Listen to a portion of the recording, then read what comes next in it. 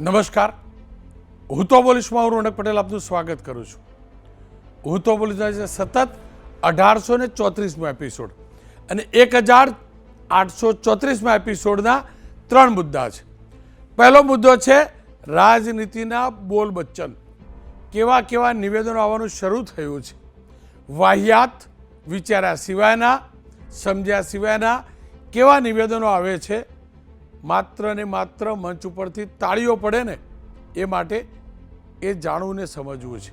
અને એટલે બોલવું છે કે ભવિષ્યમાં કોઈ બોલતું હોય તો બે વાર વિચાર કરે.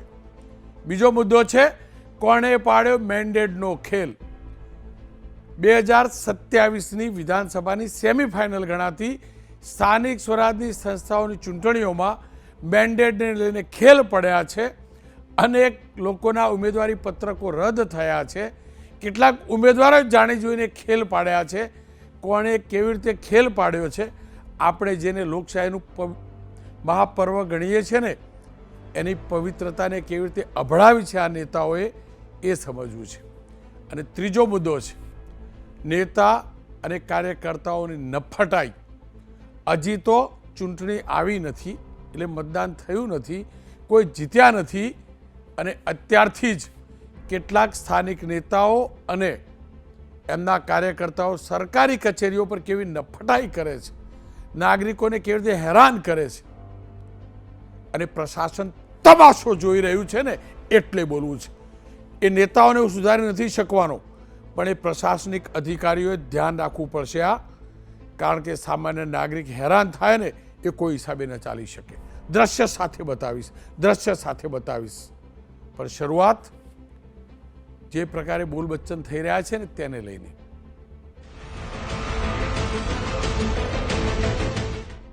રાજનીતિના બોલ બચ્ચન.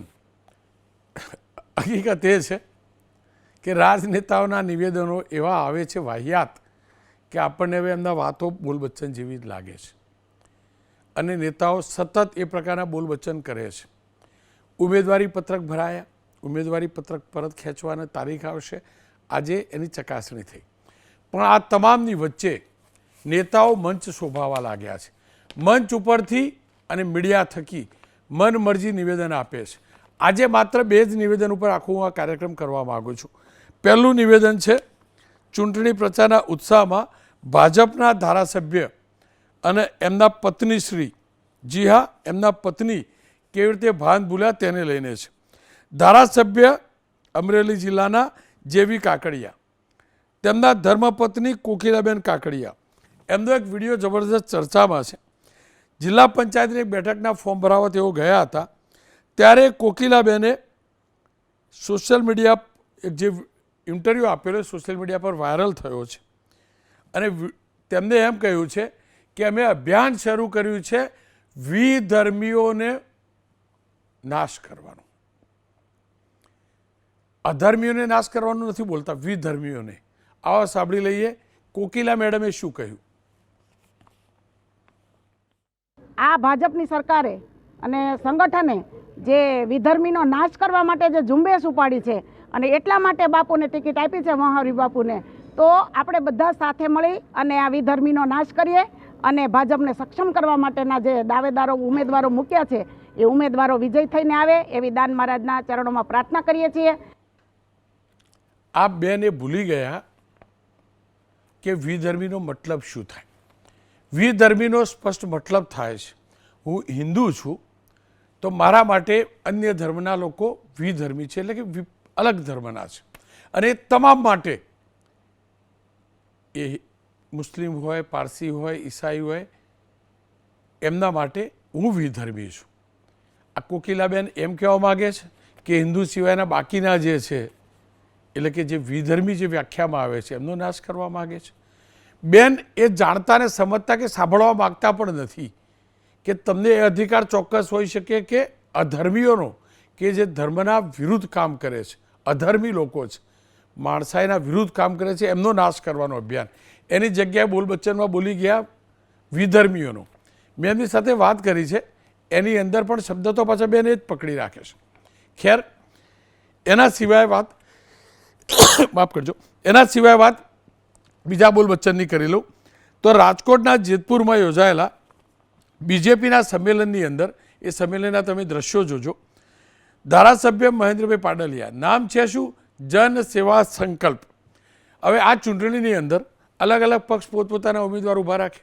એ હકીકત છે કે કોંગ્રેસને પૂરા ઉમેદવાર નથી મળ્યા, કેટલીક બેઠકો ખાલી ગઈ, આપ માટે પણ ખાલી ગઈ.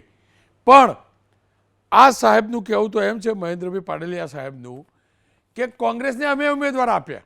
એટલે કે પાડલિયા સાહેબની વાતને દેશી ભાષામાં સમજીએ તો કોંગ્રેસના જે ઉમેદવારો છે ભાજપે જ આપેલા છે, એટલે ભાજપે ફિક્સિંગ કર્યું છે. આવો સાંભળી લઈએ ડૉક્ટર મહેન્દ્રભાઈ પાડલિયા સાહેબે શું કર્યું. અને એમના શબ્દોને હું એટલે પકડું છું કે શિક્ષિત બહુ ઓછા નેતાઓ છે ને, એ પૈકીના આપણા પાડલિયા સાહેબ છે. આવો સાંભળી લઈએ પાડલિયા સાહેબે શું કહ્યું. ગુજરાતની અંદર ઘણી તાલુકા પંચાયત, ઘણી જિલ્લા પંચાયતની બેઠકો એવી છે, કેટલીક કોર્પોરેશનની બેઠક એવું છે, નગરપાલિકાની બેઠકો પણ એવી છે કે જ્યાં કોંગ્રેસના ફોર્મ ભરવા માટે કોઈ ઉમેદવાર જ નહોતા. તો એ આપને આનંદ થશે કે ઉમેદવારો આપણે આપ્યા કે ભાઈ તમારું ખરાબ ના ગયે તો આ ઉમેદવાર છે આનું ભરાવી દો. મહેન્દ્રભાઈના નિવેદનને પણ સમજવું છે અને કોકિલાબેનના નિવેદનને પણ સમજવું છે. ફરી એકવાર કોકિલાબેને શું કહ્યું એ સાંભળી લઈએ.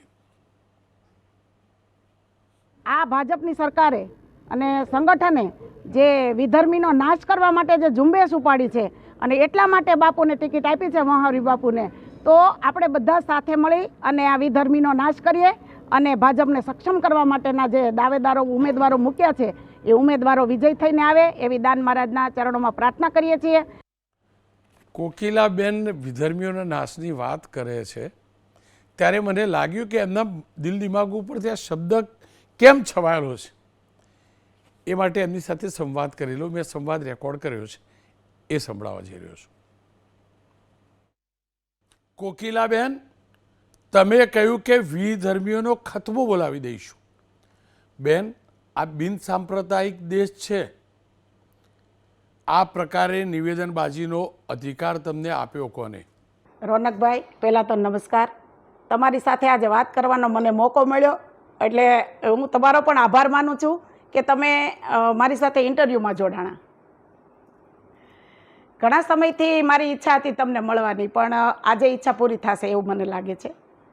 તો રોનકભાઈ, તમે જે કહો છો ને કે આ વિધર્મીનો નાશનો, અને જે ગુરુગાદી અમારે સત્તાધારની અહીંયા મહંત છે વલ્કુબાપુ, એમના દીકરા આજે જ્યારે ફોર્મ ભરવા જતા હતા ત્યારે અમને આમ એક ધાર્મિકતાનો માહોલ, આધ્યાત્મિકતા, જો લોકો આમાં જોડાય છે રાજકારણમાં, તો વિશેષ વાત તો એટલા માટે છે કે જે વિધર્મીઓ છે, તો વિધર્મીઓ કોને કહેવા? જે ધર્મ સાથે જોડાયેલા નથી, જે આપણી ઉપર વાર કરે છે, ભારત ઉપર અને ગુજરાત ઉપર પણ આ ભડકે બળતા હતા. આપણે જોઈએ છીએ કે જ્યારે નરેન્દ્રભાઈ મોદી આ દેશનું સુકાન નહોતું સંભાળ્યું ત્યારે આપણે અમદાવાદમાં જે ભડકા બળતા હતા એ આપણે જોઈ રહ્યા હતા ને, આપણે બધાને ખબર હતી ને. તો એ બધા જે કાર્ય કરે એ વિધર્મીઓ કહેવાય. આમાં કોઈ હિન્દુ મુસ્લિમ ઉપર હું કોઈ આક્ષેપ નથી કરતી. મુસ્લિમ લોકો અમારી સાથે જોડાયેલા છે. અમારા ગામની અંદર આજે તાજિયા નીકળે છે તો અમે દર્શન કરવા જઈએ છીએ. એ લોકો અમારા તહેવારમાં બધે જ અમારી સાથે હોય છે. એ ભાઈચારાથી રહીએ છીએ. તો કોઈ મુસ્લિમ ઉપર અમારો વાર નહોતો. પણ આજે સનાતન ધર્મની જ્યોત જગાવી છે નરેન્દ્રભાઈ મોદીએ, અને એમાં જે સાથ દેવા આપણે જઈ રહ્યા છીએ, તો આપણે જે કાશ્મીરમાં ગયા ત્યારે જે આપણા હિન્દુઓને માર્યા છે, તો ભાઈ એ વિધર્મીઓ નથી. બેન જુઓ, વિધર્મીની વ્યાખ્યા ક્લિયર છે. હું હિન્દુ છું તો મારી સાપેક્ષમાં અન્ય જે પણ વ્યક્તિ છે એ કોઈ પણ ધર્મના હોય, મુસ્લિમ હોય, પારસી હોય, ઈસાઈ હોય, એ મારા માટે વિધર્મી ગણાય અને એમના માટે હું વિધર્મી ગણાવું. આ ક્લિયર વ્યાખ્યા છે. અને આ બિન સાંપ્રદાયિક દેશ છે. તમે જાતે વ્યાખ્યા નક્કી ન કરી શકો. વિધર્મી, પેલા ધર્મવાળો વ્યક્તિ વિધર્મી, પેલો આવું કરવાવાળો વિધર્મી, તમે નક્કી ન કરી શકો. હા, અધર્મી તમે કહી શકો. જે ખોટું કરે છે એને અધર્મી કહી શકાય. અને એમ કહેતા હોય કે અધર્મીનો ખાત્મો કરવો છે એ માની શકાય. પણ તમે આ વિધર્મીનો વાત કરો કે વિધર્મીઓને ખતમ કરવાનું અભિયાન છે, આ તો ધૃણાસ્પદ વાત છે બેન. આ આપણો દેશ સર્વધર્મ સંભાવમાં માને છે. અધર્મી અને વિધર્મીનો ભેદ તમારે સમજવો જોઈએ બેન. ના ના, ના ના ના ના ભાઈ, એવું નથી. આ તો બધાના સોચ પ્રમાણે અને સમજ પ્રમાણે ચાલતું હોય છે. અને જો આમાં છે ને એક ક્લિયર વાત છે, ધર્મ કોને સમજીએ છીએ ને એ સૌથી મહત્વની વાત કરું છું. મારા આધ્યાત્મિકતા પ્રમાણે હું જે ધર્મને સમજું છું, મનુષ્ય ધર્મ આપણે લીધો છે, જન્મ લીધો છે, તો આપણે મનુષ્ય છીએ. બેન, કોઈ પણ માણસ ખરાબ કાર્ય કરે એ પ્રકારનું તો એને અધર્મી કહેવાય. તો તમારે અને એના માટે વિધર્મી શબ્દ ન હોય. કોઈ ખરાબ કામ કરતું હોય, સાંભળો, માનવીય કામ ન કરતું હોય, માનવીય મૂલ્યોનું કામ ન કરતું હોય, એને માનવ ન કહીએ તો દાનવ કહીએ, એ માની શકાય. અધર્મી માની શકાય, પણ એવું વિધર્મી નથી ન કહી ભાઈ. શકાય. પ્રવૃત્તિ જેની જેવી હોય ને ઈ ભાઈ ગણાય. હું જો વિધર્મનો પ્રવૃત્તિ કરતી હોય, નહીં બેન, જુઓ, તમે તમારી રીતે બચાવ કરી રહ્યા છો. ના બચાવની વાત નથી. તમારે બોલવું હતું શું અને બોલી શું ગયા નથી કહેતા, પણ બચાવ કરી એને જસ્ટિફાય કરી રહ્યા છો. તમને કોઈ અફસોસ નથી કે તમે આ પ્રકારના શબ્દોનો ઉપયોગ કર્યો એમ જો કે વિધર્મીનો નાશ ના, ના, કરી દો? જો સાંભળો. કોઈ અફસોસ નથી તમને એનો? પણ સાંભળો, તમે વિધર્મી એટલે કોને? વિચારોથી પણ વિધર્મી કહેવાય. પેલા રાક્ષસો સિંગડા વાળા હતા. નહીં, કોઈ વિચાર ના હોય બેન. એકદમ સ્પષ્ટ વાત છે. સુફિયાણી વાતો છોડી દો તમે. આ તમે જે કહી રહ્યા છો સુફિયાણી વાતો છે. ના, કેમ હું ના એક થઈ વ્યક્તિ શકે? નથી, જો, હું ફરીથી કહું છું. જો સાંભળો રોનકભાઈ, તમે જે શબ્દનો ઉપયોગ કર્યો છે એ ખોટો છે અને ખોટો છે. સંવૈધાનિક રીતે ખોટો છે. સર્વ ધર્મ સંભાવવાળા મારા દેશની અંદર આ પ્રકારના શબ્દોનું ઉચ્ચારણ ન હોઈ શકે. કોઈ તમારો શાસક પક્ષ વિપક્ષ કોઈ વિરોધ કરે કે ન કરે, આ શબ્દોનો ઉપયોગ ના હોઈ શકે તો ના હોઈ શકે. તમને સમજ જ નથી વિધર્મી શું કહેવાય, વિધર્મીની વ્યાખ્યા શું કહેવાય. એમને ઉચ્ચારી દીધું હવે તમે શબ્દને બેન જસ્ટિફાય કરો છો અને પાછા મને સમજાવો છો કે વિધર્મીઓનો નાશ કરી દઉં. કહેવા શું માંગતા હતા એમ? એટલું કહી દો ને, અધર્મીઓનો નાશ કરી દો. વિધર્મી શબ્દ શું કરવા વાપરો છો? ના, પણ હું મુસ્લિમને વિધર્મી માનતી જ નથી. તમે માનો છો, હું નથી માનતી મુસ્લિમને વિધર્મી. તમે આ શબ્દોનો ઉપયોગ કરો છો. ના, દુનિયા ક્લિયર છે. વિધર્મી શબ્દની વ્યાખ્યા ક્લિયર છે. અધર્મી કોને કહેવાય એ પણ ક્લિયર છે. સાંભળો, હું મારા વિચારોથી ચાલુ છું, તમે તમારા વિચારોથી મુસ્લિમોને કરો છો. તમે એ સ્પષ્ટતા તમારી એ બાઇટ હતી એટલે જે ઇન્ટરવ્યુ તો એમાં કરવી જોઈએ, વાતમાં કરવી જોઈએ. તમે સાંભળો, હું આ દેશમાં જે પ્રવૃત્તિ કરે છે, આપણા દેશ ઉપર જે પ્રવૃત્તિ, એ વિધર્મીઓ નથી તો ધાર્મિક છે એ લોકો, તો એ આતંકની. અરે બેન, એને આતંકી પ્રવૃત્તિ કહેવાય, અધર્મ કહેવાય, અમાનવીય કહેવાય, દાનવ વૃત્તિ કહેવાય, વિધર્મી ના કહેવાય બેન. તમારે સમજવું હોય ને તો એ આતંકી છે, એ વિધર્મી છે, એને કોઈ ધર્મ નથી, એને લાગણી નથી. વિધર્મી કોને કહેવાય ને અધર્મી કોને કહેવાય તો તમારા પક્ષના કોઈ નેતાને પૂછી લેજો કે ભાઈ વિધર્મીનો મતલબ શું અને અધર્મીનો મતલબ શું અને બંને વચ્ચેનો ભેદ શું બેન? સાંભળો, વિધર્મીની વ્યાખ્યા હોય જ નહીં ભાઈ. જે વિચારોથી વિધર્મના કામ કરે છે એ વિધર્મી છે. તમને અફસોસ નથી કે તમે આ વિધર્મી શબ્દોનો ઉપયોગ કર્યો, વિધર્મીઓનો નાશ કરી દો આ શબ્દો બોલ્યા, તેનો અફસોસ નથી? અધર્મી ન બોલ્યા પણ વિધર્મી બોલી ગયા, એનો અફસોસ નથી બેન તમને? પણ એમ નહીં, અફસોસની ક્યાં વાત જ છે આમાં? મેં ક્યાં કોઈને મારી નાખ્યા છે ભાઈ? મારે ક્યાં કોઈને મારી નાખવા છે? આ તો વિચારોની વાત છે, વિચારોધારા છે, એની વાત કરું છું. વિચારધારા અને વિધર્મી આ બંનેમાં બહુ મોટો ફરક છે, બહુ મોટો ફરક છે. સાંભળો, એક જ હું તમને એક જ વાત કરું. 5 ભાઈઓ હોય, 5 ભાઈઓ, આ હું એક સમાજની વાત, એક પરિવારની વાત કરું છું. સાંભળો, દેશ તો પછીની વાત છે, આપણે એક પરિવારથી વાત કરીએ. હવે 5 ભાઈઓ છે, 5 ભાઈઓમાં 3 ભાઈઓ સારું કામ કરે છે. એ 2 ભાઈઓ આ 3 ભાઈઓને વિખવાદ કરે છે, અથવા તો આજે સમાજમાં મારી નાખવાના પણ દાખલા છે. તો એ ભાઈ વચ્ચે એનો ધર્મ નથી? ભાઈનો ધર્મ નથી આવતો કે ભાઈને રાખે? એ ભાઈનો ધર્મ છે કે નથી? એ વિધર્મી ન ગણી શકાય બેન, એ વિધર્મી ન ગણી શકાય. તો વિનુભાઈ, તો કાંઈ વાંધો નહીં રોનકભાઈ, તો આપણે ચર્ચા કરવાનો કોઈ મતલબ જ નથી. મને પણ તમારી સાથે આ પ્રકારની ચર્ચા કરવાનો કોઈ મતલબ થેન્ક યુ યોગ્ય નથી લાગી રહ્યો. હા, એટલે જ કહું છું. હા, કેમ કે તમારી સાથે વાત કરીને રેકોર્ડિંગ કરી રહ્યો છું એટલે હું એને ચોક્કસથી પ્રસારિત કરીશ અને ઓન સ્ક્રીન કહું છું, ડંકાની ચોટ ઉપર કહું છું, અધર્મીઓનો નાશ થવો જ જોઈએ. જે લોકો અધર્મ કરે છે એનો નાશ થવો જ જોઈએ. પણ મારા દેશની અંદર એ કોઈને કહેવાનો અધિકાર નથી કે વિધર્મીનો ખતમો બોલાવી દો. કોઈને અધિકાર નથી બેન, કોઈને અધિકાર નથી. અને મને અફસોસ છે કે મેં તમારી સાથે 5-7 મિનિટ ચર્ચા કરી.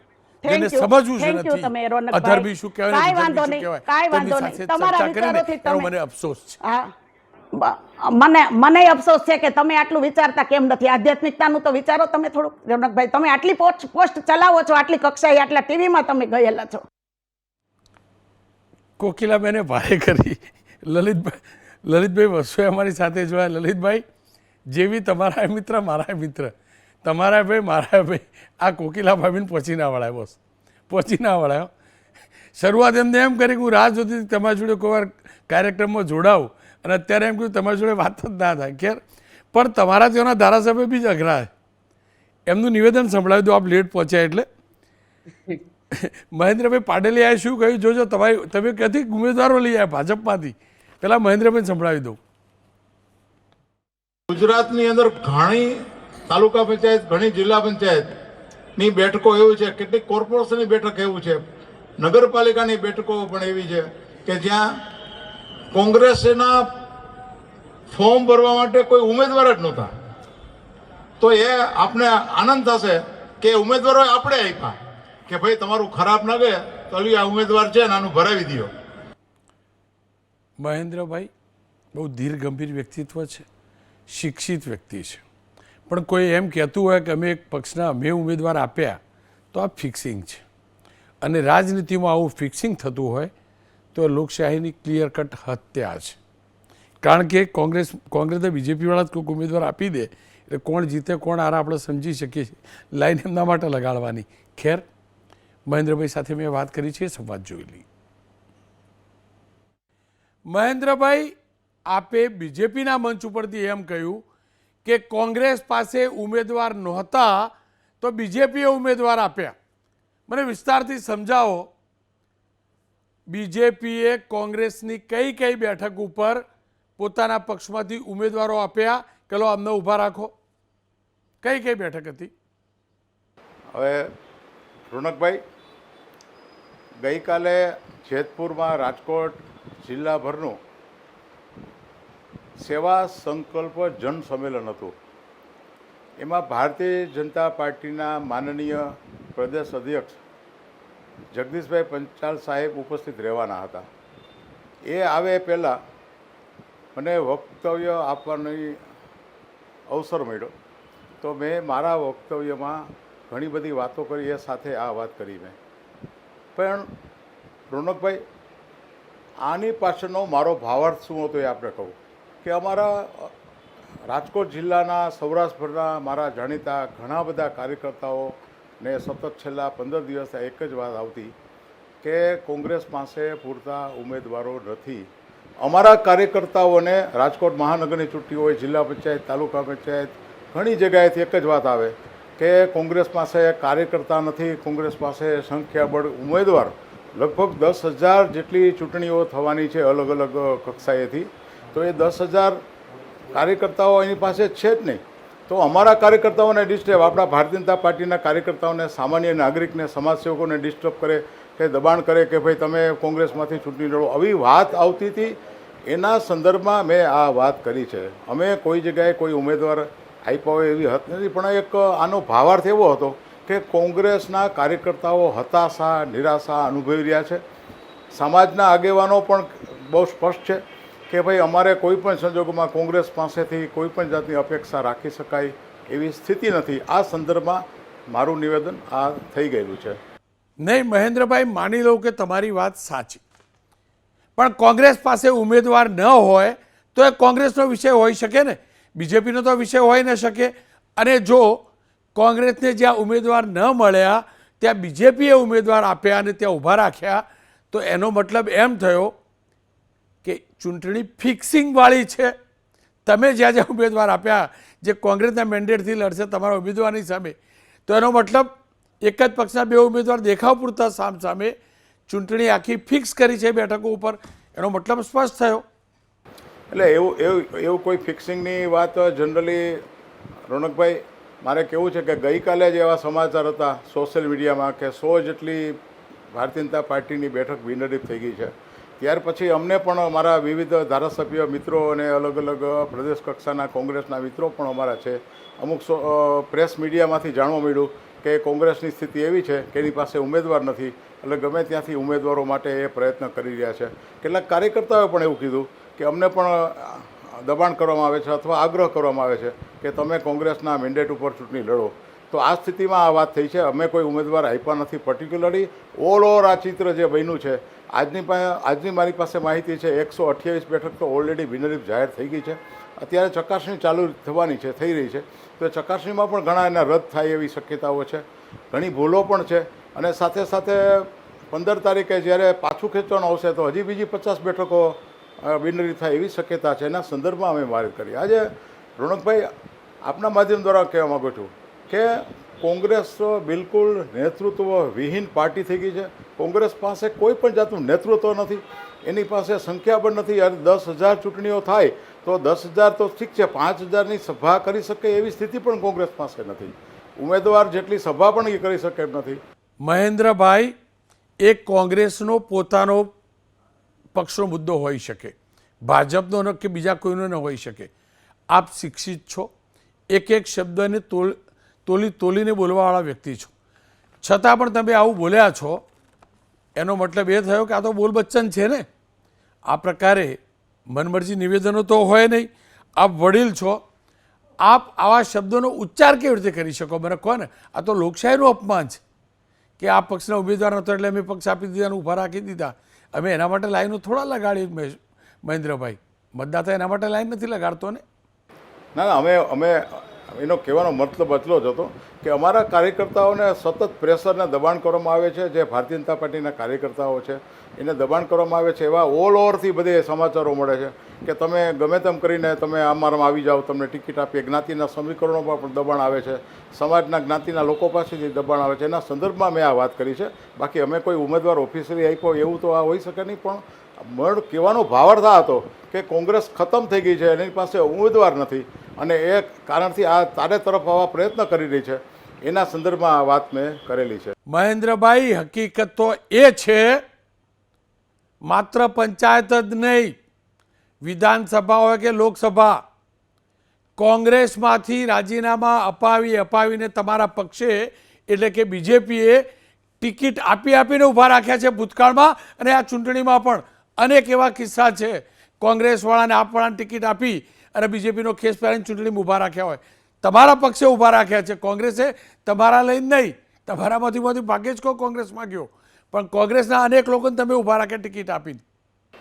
ના, એ વાત અલગ છે કે કોંગ્રેસમાં પણ ઘણા શક્તિશાળી અને સારા વ્યક્તિ હોય અને એને પણ અત્યારે જે આખો વિકાસ નહીં, આજે યશસ્વી વડાપ્રધાન મોદી સાહેબના જે કેડી કંડારેલી છે, સમગ્ર ગુજરાતમાં દેશમાં એક કેડી કંડારેલી છે, વિકાસના રાહ ઉપર ચાલવાનું છે. એમાં દરેક અન્ય પક્ષના લોકોને પણ થાય કે મારે પણ કંઈક કન્ટ્રીબ્યુશન આમાં આપવું છે કે જેથી ભારતીય જનતા પાર્ટીના માધ્યમ દ્વારા હું લોકોની સેવા કરી શકું. તો એ આવકાર્ય છે અને એવા ઘણા કાર્યકર્તાઓને પાર્ટીએ ટિકિટ આપી છે અને સક્ષમ છે, એનો સમાજમાં સારું નામ છે, કંઈ સેવા કરવા માગે છે, તો એ યોગ્ય છે. તો પછી કોંગ્રેસ એમ જ કહે ને કે બીજેપી પાસે સક્ષમ નેતા નથી, સક્ષમ ઉમેદવારો નહોતા હોતા એટલે અમારા પક્ષના સક્ષમ નેતાઓને લાલચ આપીને કે જે પણ રીતે લઈ ગયા અને સક્ષમ હતા એટલે એમને ટિકિટ આપીને ઊભા રાખ્યા. બીજેપી પાસે સક્ષમ કાર્યકર્તા કે નેતા નહોતા, ઉમેદવાર નહોતા, એવું જ કહે ને. એ તો સ્વાભાવિક છે ને. એ વાત સાચી છે. કોંગ્રેસને હતાશા અને આ તો કંઈક નિવેદન કરવું પડે એટલે કરે, પણ ના, કેમ નહીં? અરે એક નાગરિક તરીકે, પત્રકાર તરીકે હું પણ કહું છું, તમે કહો છો એની સામે સક્ષમ કોંગ્રેસ પાસે ઉમેદવાર નહોતા, તમારી પાસે હતા એવું તમે કહો છો, તો અત્યાર સુધીનો જો ઇતિહાસ છે એના પરથી તમામ લોકો કે તમે કહો છો એના પરિપ્રેક્ષમાં કહું છું કે બીજેપી પાસે સક્ષમ નેતા ઉમેદવાર નહોતા હોતા એટલે એમને પક્ષમાંથી લાવીને ટિકિટ આપી. મેયરો પણ બનાવ્યા, જિલ્લા પ્રમુખો બનાવ્યા, જિલ્લા ડેલિગેટ બનાવ્યા, નગરપાલિકા પ્રમુખ બનાવ્યા, ધારાસભ્યો બનાવ્યા, સાંસદ સભ્યો બનાવ્યા, સરકારમાં મંત્રી બનાવ્યા. ક્યાં જ બધા? આ તો તમારા પક્ષના કાર્યકર્તાનું અપમાન છે. કોંગ્રેસમાં સક્ષમ છે એટલે લઈ આવ્યા તો તમારા પક્ષમાં અને ટિકિટ આપી તો તમારા પક્ષના કાર્યકર્તાનું અપમાન છે કે તમારા પક્ષ પાસે સક્ષમ નેતા નથી, ઉમેદવાર નથી. ના, ઘણી વખત એવું બનતું હોય છે કે સ્થાનિક સ્વરાજની અંદર જે વિસ્તાર હોય, જે વિસ્તારમાંથી પ્રતિનિધિત્વ કરવાનું હતું અને પાર્ટીએ બહુ સારો નિર્ણય કર્યો કે આ વખતે અન્ય વિસ્તારના કે અન્ય લોકોને અન્ય જગ્યાએ ટિકિટ નથી આપવાની. જે વોર્ડમાં હોય એ વોર્ડમાં જ આવે, જે જિલ્લા પંચાયત સીટમાં રહેતા હોય એ જિલ્લા પંચાયતની સીટમાં જ આવે. તો ઘણી વખત એવું બને કે કોંગ્રેસના કેટલાક લોકોને એમ થાય રિઝર્વેશનના પોલિસીને કારણે પણ એવું હોય કે સારા કોઈ કોંગ્રેસના આગેવાનો હોય તો એને ટિકિટ આપવાનું બને, તો એ કંઈ ખોટું નથી મારી દ્રષ્ટિએ. મહેન્દ્રભાઈ, આજ સુધી મેં ક્યારેય આ પ્રકારનું તમારું નિવેદન જોયું નથી. તમે બિન વિવાદાસ્પદ વ્યક્તિ છો, શિક્ષિત છો, ખુદ ગુરુ રહી ચૂક્યા છો, અને એટલે જ તમારી પાસે શબ્દોની સમજ પણ હોય અને શબ્દોની અપેક્ષા તમામને હોય. એટલે જ પૂછવા માગું છું, ક્યાંક વાતનું વતેસર તો નથી થયું ને? કહેવા જતા હતા કંઈક અને કહેવાઈ ગયું કંઈક? એટલે ના, એકચ્યુઅલી રોનકભાઈ એવું છે કે વાતનું વતેસર કરવા કરતાં તો ભાવ આ જ હતો કે કોંગ્રેસ ખતમ થઈ ગઈ છે અને અમારા કાર્યકર્તાઓને ડિસ્ટર્બ કરે છે, અને હકીકતમાં એની પાસે ઉમેદવારો છે જ નહીં. તો ગમે ત્યાંથી ઉમેદવાર માટે એને શેરીમાં ફાફા મારવા પડે છે. એના સંદર્ભમાં મેં વાત કરેલી. લલિતભાઈ વસોયા જોડાયા છે. લલિતભાઈ, રાજનીતિ આપણી સમજ બહારની થઈ ગઈ સાહેબ. હવે એ ખબરથી કોંગ્રેસવાળાને બીજેપી લઈ આવે, ટિકિટ આપીને ઉમેદવાર બનાવે, પણ તમારે તો એટલા ભરતી મેળા થયા નથી. ભાજપવાળાને તમે લાયા હોય ને, બરાબર? તમારે તો રેગ્યુલર પૂરા મેન્ડેટે નહીં પહોંચતા, ભાજપવાળા તો ક્યાંથી પહોંચાડવાના? આ ખરેખર ખેલ શું થઈ ગયો? બધું તમારું ધ્યાન બહાર થઈ ગયું. ભાજપવાળા તમારે ત્યાં કે તમે ટિકિટ આપી દીધી. આવું ફિક્સિંગ તમારો ભાગ તો હશે ફિક્સિંગમાં. રોનકભાઈ, આપને કહું કે હું 2015 થી આજ સુધી ટીવી ડિબેટની અંદર બેસું છું, પણ આજની ટીવી ડિબેટમાં જે હસવાની મજા આવી અને ભારતીય જનતા પાર્ટીનું કલ્ચર જોવા મળ્યું, જે ડિબેટમાં સમગ્ર ગુજરાતની પ્રજા એબીપીના માધ્યમથી કોકિલાબેનને અને મહેન્દ્રભાઈની વાત સાંભળી. ખરેખર ગુજરાતની પ્રજાને આજે કોઈ કોમેડી પિક્ચર જોવા જવાની જરૂર નહીં પડે. આજે એબીપી અસ્મિતાની હું તો બોલીઝમાં સરસ મજાની કોમેડી. મારો કોમેડી શો નથી, મારો કોમેડી શો નથી. ઉભા રહો, તમને કહું.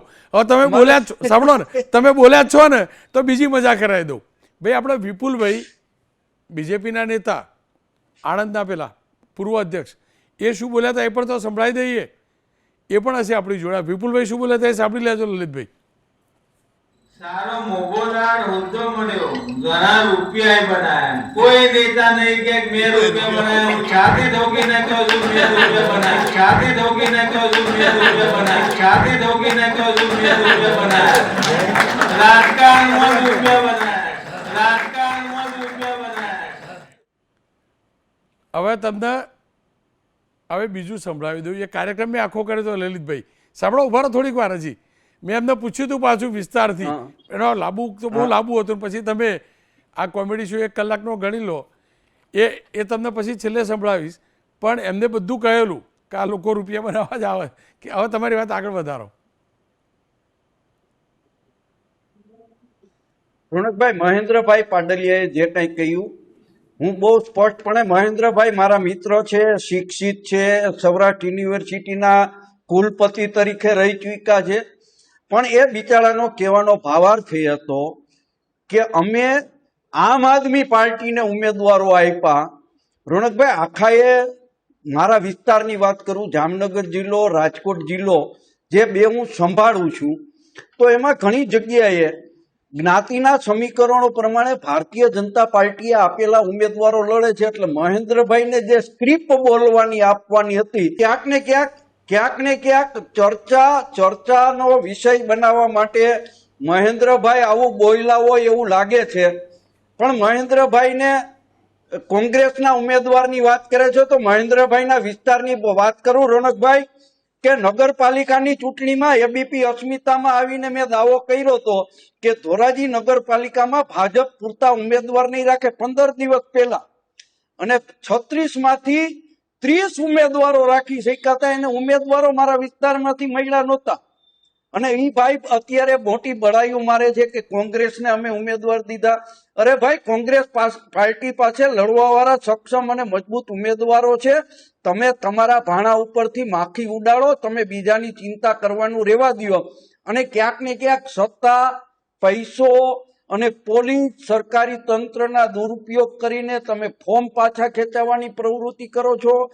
તમારાથી નથી પોતાતું ત્યાં પોલીસને દોડાવો છો. એવા દાખલાઓ છે અને દાખલાઓ 2 દિવસમાં ગુજરાતની પ્રજા સામે વિડીયો સાથે આવવાના છે.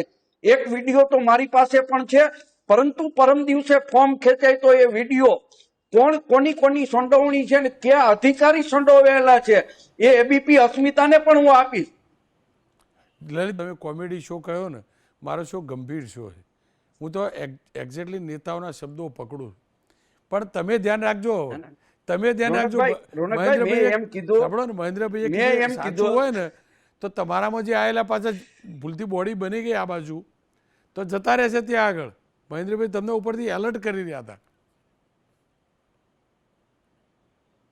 ના ના, હું એલર્ટ જ છું. અને આવન જવનની પ્રવૃત્તિ વર્ષોથી આ લોકશાહીની અંદર ચાલતી આવી છે. મહેન્દ્રભાઈની મારે વ્યક્તિગત કોઈ ટીકા ટિપ્પણી નથી કરવી, પરંતુ બહુ સ્પષ્ટપણે મારું કહેવું છે કે એનામાં તાકાત હોય તો આવો ને ચૂંટણીના મેદાનની અંદર લડીએ. આ તો આમ આદમી પાર્ટીને સપોર્ટ કરવો છે. આમ આદમી પાર્ટી ક્યાંક ને ક્યાંક જ્ઞાતિના સમીકરણો એવા રચીને અમને નુકસાની કરી રહી છે. બાકી ભાજપને આ વિસ્તારની અંદર જળમૂળમાંથી અમે સાફ કરી શકીએ એવી શક્તિ ધરાવીએ છીએ. લલિતભાઈ, આપનો ખૂબ ખૂબ આભાર. જો કે તમારી મહારત તો છે જ આવન જાવનને નજીકથી જોવાની. તમારા બહુ નજીકના મિત્રો આવન જાવન કરી પણ ચૂક્યા છે, કરવાના પણ હશે. આપનો ખૂબ ખૂબ આભાર. તમારું હાસ્ય ઘણું બધું સાંકેતિક છે. અન્ય એક મુદ્દો, અને મુદ્દો છે કોણે પાડ્યો મેન્ડેટનો ખેલ.